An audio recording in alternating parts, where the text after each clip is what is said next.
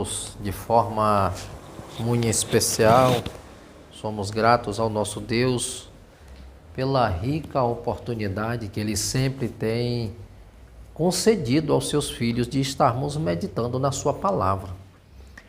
É tão bom quando nós paramos um pouco para refletirmos sobre o que a Bíblia ela tem nos instruído, porque todos aqueles que ouvem instruções e que aprendem, ele tem um posicionamento diferente.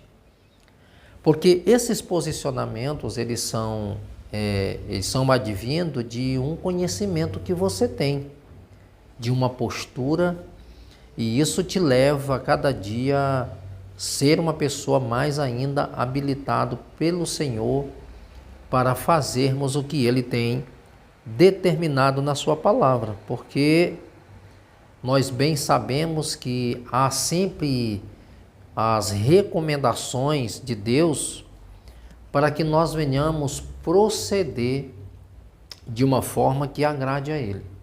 Se nós procedermos da forma correta, nós vamos ser por Ele honrados. Se procedermos mal, nós também por Ele nós seremos reprovados. Eu acredito que nenhum quer ser encontrado em falhas, ser reprovado pelo Senhor. O bom é quando a gente se desperta e vamos ver as nossas bases, fazer uma reavaliação da nossa vida para que a gente possa proceder de uma forma que Deus ele possa ser glorificado na minha vida. E o texto base de hoje para a nossa meditação é Apocalipse 2, versículo de número 2 em diante, que fala sobre a igreja que está em Éfeso. Nós estamos falando dessas igrejas, falamos da igreja de Esmirna e agora nós estamos falando da igreja de Éfeso, que também está localizada na Ásia Menor. E o propósito dessas cartas é sempre estar advertindo aquele povo, instruindo-os, também corrigindo algumas coisas que não está bem. Porque independente de acordo com as cidades, nós vamos sempre ver que há um problema que surge. E as cartas elas são endereçadas a essas igrejas para que elas pudessem fazer uma autoavaliação de si mesma, para que ela viesse voltar aos princípios. Eles viessem exercer o que o próprio Deus tem estabelecido para eles. Porque é o seguinte, gente, a gente começa a trilhar um caminho e quando chega a um certo ponto, começa a se enveredar por outros caminhos, por alguns artifícios, ou até mesmo enfrentar algumas dificuldades. E a palavra de Deus, ela é o basilar para as nossas vidas. Ela nos molda, ela também nos adverte, ela vai nos instruindo nesse caminho para que a gente permaneça e viva da forma que glorifica ao Senhor. Olha só como o Senhor se apresenta na igreja de Éfeso e o que ele está denunciando nessa igreja. Observe alguns pontos.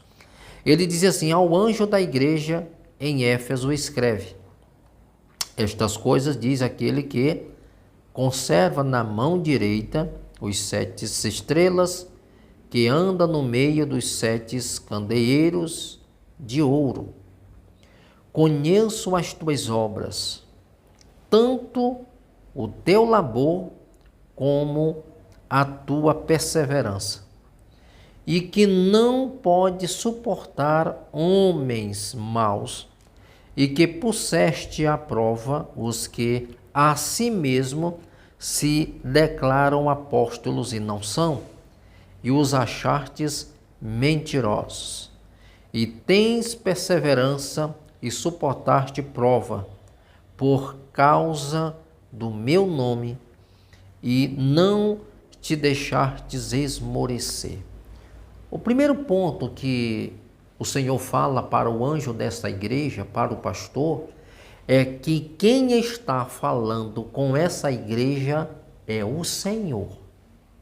É aquele que morreu e reviveu. É aquele que está vivo. É aquele que habita no meio dos 7 candeeiros. É o Senhor eterno, é o Deus da glória. É o Senhor Jesus Cristo ressuscitado. É Ele quem habita nas luzes inacessíveis. É Ele quem está patente a todas as coisas, nada foge do seu controle. Então a primeira coisa que ele deixa bem claro, quem está escrevendo, quem está instruindo essa igreja, é alguém que conhece bem ela. E conhece tão bem ela que no versículo 2 ele diz: conheço as tuas obras, tanto teu labor como a tua perseverança, e que não pode suportar homens maus, que puseste à prova o que a si mesmo se declaram apóstolos. Ou seja, o Senhor está dizendo: eu conheço as aflições de vocês, eu conheço as lutas de vocês, eu conheço o labor de cada uma, a luta que vocês enfrentam, eu conheço o dia a dia de cada um, mas também eu conheço as aflições de vocês.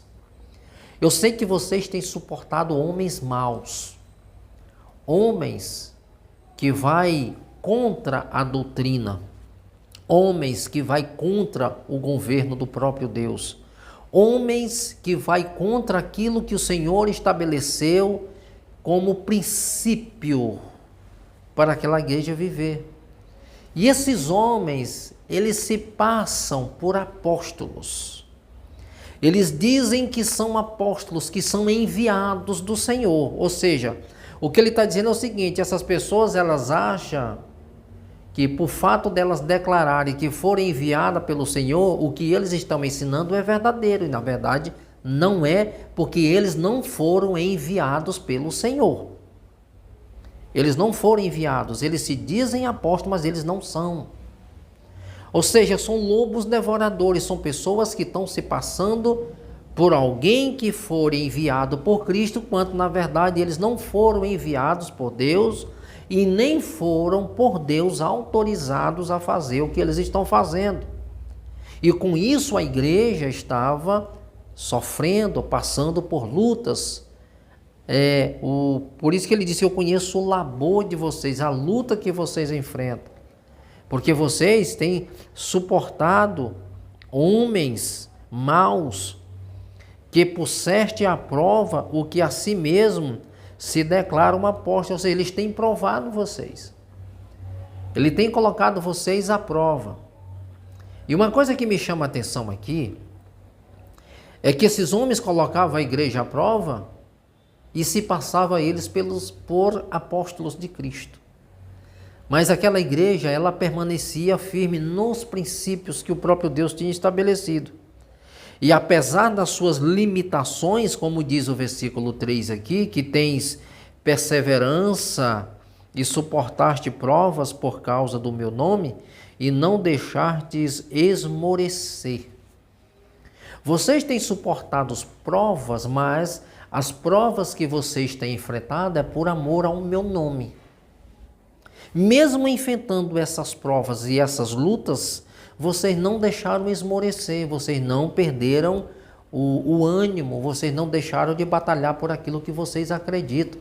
Queridos, isso é tão glorioso que quando nós cremos em Cristo e Ele preenche todo o vazio do nosso coração, nós sabemos que nós vamos enfrentar lutas e adversidade no nosso dia a dia. Isso é inevitável, nós vamos enfrentar.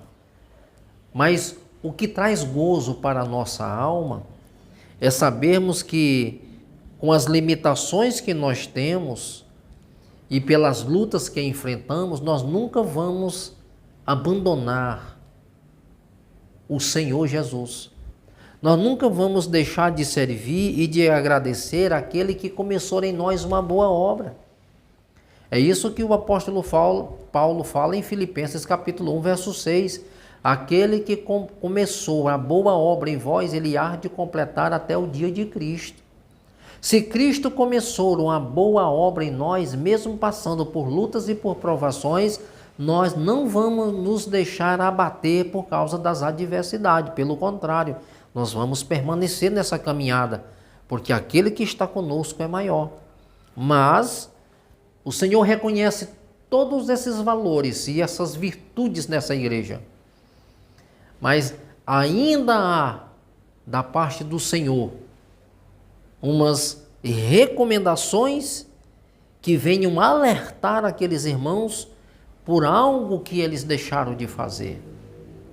Ou seja, mesmo tendo pouca força, lutando para servir a Cristo, mas mesmo assim, eles ainda se deixaram abater ou deixaram de praticar algumas coisas importantes que é substancial para um bom crescimento da vida do cristão. Olha só, ele fala isso no versículo de número 4. Tenho, porém, contra ti que abandonaste o teu primeiro amor. Isso aqui traz para nós, irmãos, um despertar. Traz para nós um sinal de alerta. A gente vem ficar atento. Ele não está dizendo que os irmãos estão desviados. Ele está dizendo que eles abandonaram o seu primeiro amor. E o que isso significa, pastor? Deixar esse primeiro amor. Ele está falando aqui, quando ele fala que abandonaste o teu primeiro amor, ele está falando de uma vitalidade espiritual que surge do amor pelo Senhor. Então isso se degenerou para uma rotina ortodoxa. Então quando ele assim, tenho contra ti que deixaste o teu primeiro amor, ele assim, olha, vocês perderam a vitalidade. Vocês perderam essa vitalidade espiritual que surge do amor pelo Senhor, que surge do amor por Ele é a centralidade da minha fé. Jesus Cristo, Ele é a base da minha confissão. Ele é a base de todo esse edifício, de toda essa estrutura. Então Ele é a base desse edifício. Esse edifício ele foi construído sobre uma rocha, sobre esse alicerce.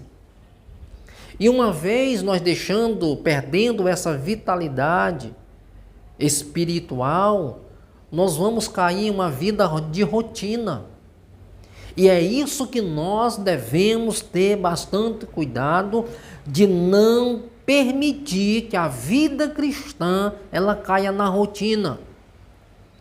Porque se a vida cristã ela cai na rotina, isso vai degenerar para uma rotina ortodoxa. Nós vamos fazer as coisas como se fosse um rito. Vamos nos tornar, na linguagem de hoje, vamos nos tornar profissionais do Evangelho. Vamos agir de uma forma normal, natural. E é isso que o Senhor está advertindo. Vocês estão agindo comigo e fazendo algo para mim com naturalidade. Vocês estão encarando a vida cristã como bons profissionais. Estão indo para os trabalhos. Vou simplificar. Vocês estão indo para a igreja como se estivessem indo para uma empresa. Como se estivessem indo para o trabalho diário, cumprir uma tabela. Cumprir um horário. E ir à igreja não é cumprir um horário, é ir celebrar ao Senhor, oferecer a Ele um culto, é uma vida dedicada ao Senhor, é uma vida que vai surgir uma vitalidade espiritual, é prazeroso, é honroso, é glorioso. Eu estou aqui porque é o melhor lugar que qualquer ser humano possa estar, na presença de Deus, e ali nós estamos almejando algo muito maior e valioso, que ver a face do meu Rei, do meu Deus, ou almejando, eu estou ali nessa busca, porque eu acredito que um dia eu verei o meu Senhor face a face. Não deixe de forma nenhuma que as lutas e os problemas venham tirar de você essa vitalidade espiritual. Porque a gente começa bem, começa uma vida cristã com todo aquele vigor. E de repente você começa a olhar para um lado, é um problema que vem daqui, é uma afronta dali, você se decepciona com alguém ali, daqui a pouco a vida cristã perde o sentido para você, porque você deixou de olhar para aquilo que é mais importante. O que é que o escritor aos Hebreus nos diz? Corramos a carreira que nos está proposta, olhando firmemente para o alvo, para o autor e consumador da nossa fé, que é Cristo Jesus. Ou seja, não permita que você venha perder o foco do alvo. O alvo é Cristo. É Ele que te fortalece. É por isso que Paulo, escrevendo aos irmãos de Colossos, no capítulo 3, se morreste com Cristo e ressuscitaste com Ele, buscai as coisas lá do alto. Tem gente que não está buscando as coisas do alto e a vida cristã se tornou uma vida monótona, sem graça, apática, sem apetite nenhum, sem substância nenhuma, e com isso vão enfraquecendo, vão esmorecendo, daqui a pouco desaparece da igreja. Daqui a pouco está trocando Jesus por qualquer uma outra coisa, porque deixou de se alimentar daquilo que é importante e perdeu a vitalidade. Qual é o alimento necessário para uma vida saudável? Primeiro lugar, palavra de Deus. Segundo lugar, oração. Porque essas coisas não se desvencilham uma da outra. Jesus orava, Jesus meditava na palavra. O ministério público pregava para as pessoas e internamente fazia discípulo, introduzia neles a palavra. Então, queridos, nós temos que ter como esse alimento primordial, palavra e oração. Porque o próprio Jesus, ele declarou que sem a oração a gente não ia conseguir chegar, ia esmorecer. Palavra é Deus falando conosco. Oração somos nós falando com Deus. Olha só como sempre vai haver essa reciprocidade. Vamos para o versículo de número 5, diz assim: lembra-te, pois, de onde caíste, arrependa-te e volta, e pratica as primeiras obras. Senão venho a ti e moverei do seu lugar o teu candeeiro, caso não se arrependa. Olha só, você vai observar que para que aconteça algo novo em nós, uma mudança na nossa vida, é necessário o arrependimento. O arrependimento é como ele é o ponto de partida para a mudança. Observe o que João Batista começou a fazer em Mateus capítulo 3, quando ele começou a pregar: arrependei-vos, porque é chegado a vós o reino dos céus. Quando ele batiza Jesus, no capítulo 4 de Mateus, Jesus traz a mesma mensagem dizendo: arrependei-vos, porque é chegado a vós o reino dos céus. Ou seja, ambas as mensagens é um convite ao arrependimento. Provérbios diz que aquele que confessa e deixa alcança misericórdia. Aqui Apocalipse está dizendo: lembra-te, pois, de onde caíste, arrependa-te e volta, e pratica as primeiras obras. Porque essa é a recomendação. Porque se não se arrepender para uma volta, ele diz: venho a ti. É um tempo presente, referindo-se não à segunda vinda, mas uma vinda espiritual, em bênção ou em julgamento. Moverei do seu lugar o teu candeeiro. Uma congregação, ela pode continuar a existir sem ser a luz na escuridão. Então a recomendação é: venho a ti. Tempo presente. Ele está dizendo: eu venho a ti e removerei o teu candeeiro. E o que o comentador coloca, o que nós devemos observar claramente, é que uma congregação, ela pode existir como congregação, mas ela perde aquela luz, perde o brilho, perde a unção, ela perde a credibilidade, ela perde a vitalidade. A Bíblia diz que nós somos sal e luz nesse mundo. Então nós precisamos buscar essas referências, essas virtudes para que sejamos por Deus aprovados e não ser reprovado por Ele. E o versículo de número 7 traz aqui uma outra orientação. Quem tem ouvido, ouça o que o Espírito diz à igreja. Ao vencedor dar-lhe-ei que se alimenta da árvore da vida que se encontra no paraíso de Deus. A recomendação é que ele vem contra a quem tem ouvido, né? E uma outra coisa aqui que ele fala antes de quem tem ouvido, ele diz ao vencedor. Observe que essa terminologia, ela milita sugerindo combater contra as forças do mal. Você vai conferir isso aí em Efésios capítulo 6, versículo 10. O que é que está escrito lá? Ele está dizendo, fortalecei no Senhor e na força do seu poder. Revesti-vos com toda a armadura de Deus, para que podeis resistir no dia mal. Então, quando ele diz ao vencedor, é aquele que milita contra o mal. É aquele que está equiparado com todos os equipamentos necessários para que ele possa lutar e vencer qualquer adversidade que possa assim enfrentar na sua vida.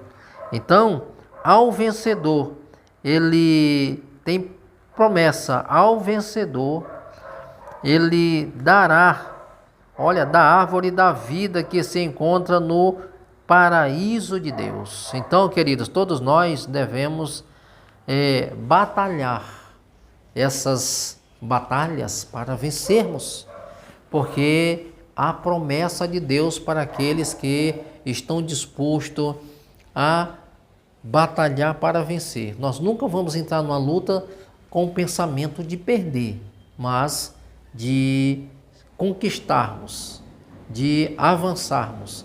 Essa é a proposta de Deus. Então, queridos, que Deus abençoe você, te dê muita graça.